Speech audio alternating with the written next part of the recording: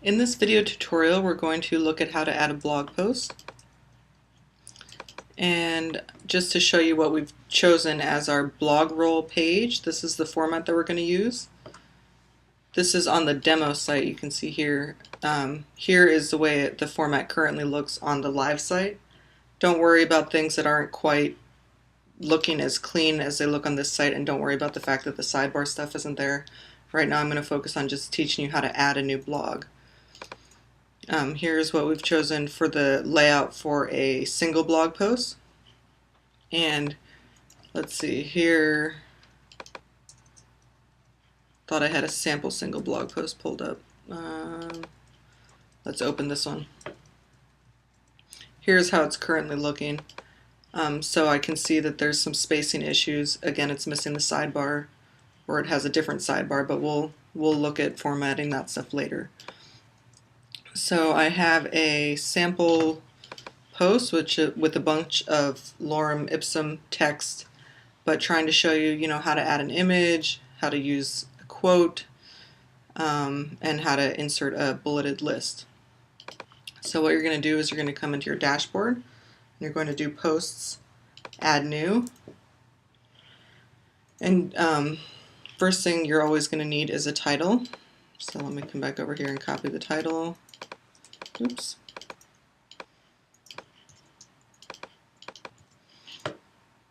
And I'm going to call this test post 2. So in case you want to use that title again, I don't want to use it in the demo.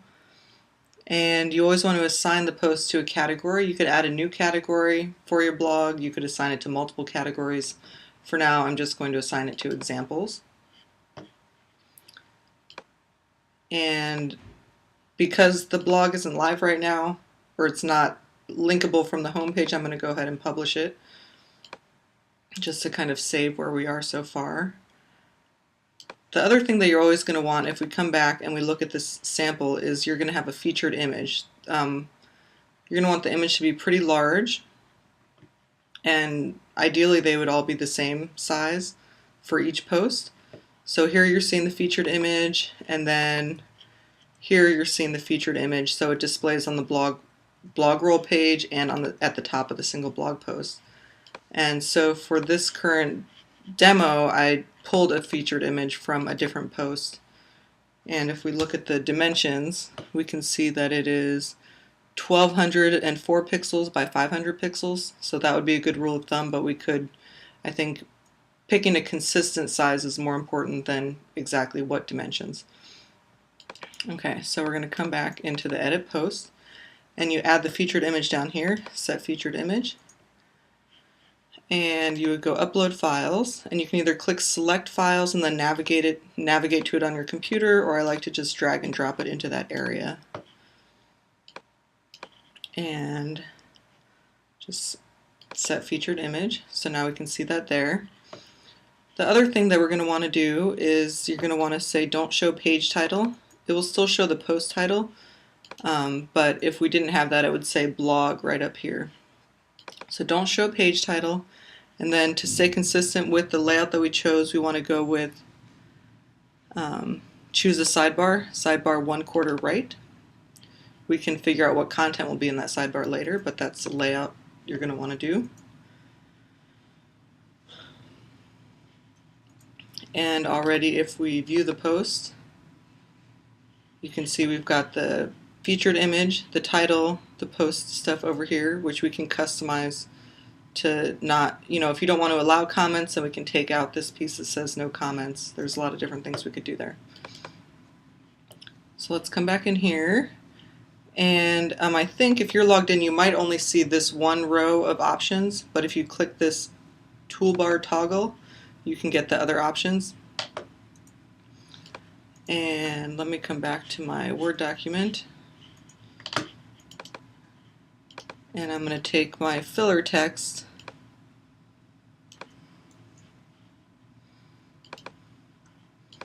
put it in here. I'm going to take just my paragraph text for now. And notice you can be on the visual side or the text side. I'm going to be working on the visual side.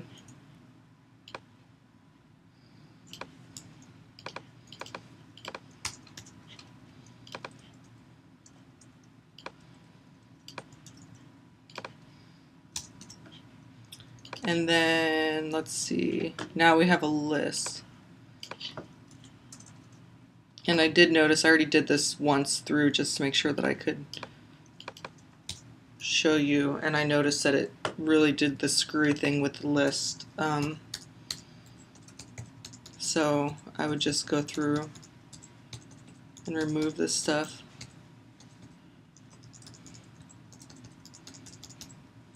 Oops. So, you know, it might be quicker just to write directly into the blog post, or when you do lists, don't set them to list style until you get in here, until you get into WordPress. So I can do Command B, or just, you know, choose bold to make these bold here. And then to do a list, I'm going to highlight all this and choose this bulleted list here. And then again, I will do that for down here. And this traditional versus lean is bold as well, but I prefer to use heading tags for different headings, because then we can style them and have them be consistent across the board. So I'm going to go with heading 4. And I think that's it. There's one other cool thing that you can do. Let's say you wanted to have a block quote. I'll show you what that looks like. But basically there's this stuff called shortcode, which is kind of like HTML, but it's specific to the WordPress and even specific to this theme. And you could have an aside that would be block quote width 33, or in this case width 100, and have it go all the way across. I'm just going to stick that in there so you can see. And hit update.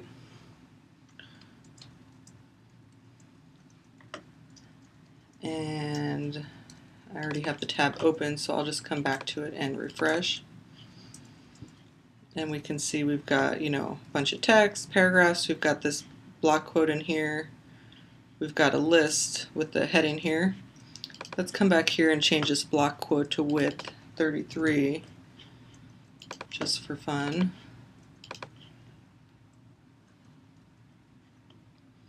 We can see kind of how it uses it there. I'm going to take, well, I'll leave it in. I'll just leave the block quote in. Now, next thing we wanted to do was add some pictures. So let's say we wanted to add the picture of this gentleman. We're going to go add media, and again, upload files. But because I already did a test, the file's already here. So I'm going to come into the media library tab, choose our guy, choose alignment left, link to, do we want it to link to his picture? I don't want it to link to his picture, so I'm going to say none. We'll leave it full size because it's pretty small. And I think there was a quote for him. Let me come back to the Word doc. I'm going to say this. You could put his, I don't know how much you want to put in here, so let me just put part of this in here for now. This is going to go in the caption. Spread this open a little. I'm going to go like that. And insert into post. So now we have his picture. And I could preview changes before updating and see kind of how it's looking. Looks okay. If the picture were bigger, there'd be more room for his quote text, and it's kind of pushing this. I don't like what it's doing there. So I'm going to actually take this block quote, and I'll leave it in here in case you want to find the code again, but I'm going to put it at the bottom. And I'm going to put it back to width 100. In fact, maybe I'm going to put it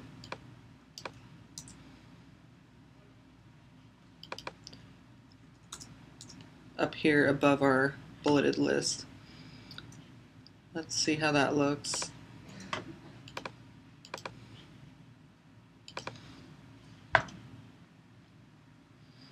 Okay, it's looking okay. Now we wanted to put one other picture in here. So we're going to put it here. I'm going to add media, and again I already have it uploaded, and it's the Deming cycle. This time let's float it right, and let's link to none, and let's make the size medium. Insert into post, and there it is on the right. So let's preview the changes.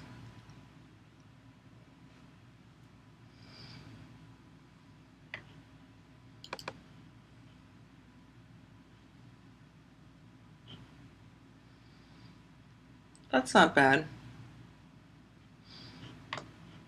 But let's say we wanted it to be up here in this paragraph text. We could just click it and drag it. It's going to float right, so I'm going to drag it to the beginning of that paragraph. And then let's say I want it to be smaller. I could click the edit and choose the size here.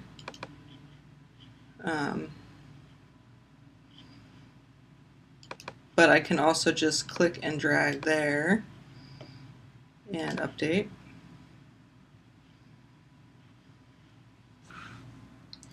And now we can see, there we have it. So it looks a little sloppy, but really you're just trying to get content in here. We can talk about formatting it more beyond that based on what needs arise as you're working on your first blog post or two. Hopefully this shows you how to get the stuff in there. You can always come to the text side and make changes, you know, directly to the HTML, but generally you should be able to work just in the visual side. I wanted to show you kind of how that's going to look on the blog page, which I have pulled up here somewhere. Let's see.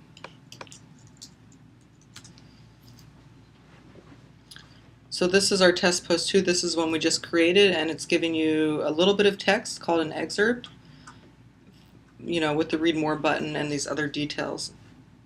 So if we come back over here, we can see this ut posit is what it's showing. So if you don't set an excerpt, that's what you're going to get, is the beginning of the post, whatever that is. And sometimes that's fine. Sometimes you want to do a custom excerpt. You either want to write something different, or you want to pull something from a different part of the post, or combine things. So if you scroll down, okay, I don't see the excerpt. If you click the screen options button, you'll see these other options on the page, and you can turn on excerpt. Also, you might have revisions turned off. You can turn that on. I'll show you that in a second too.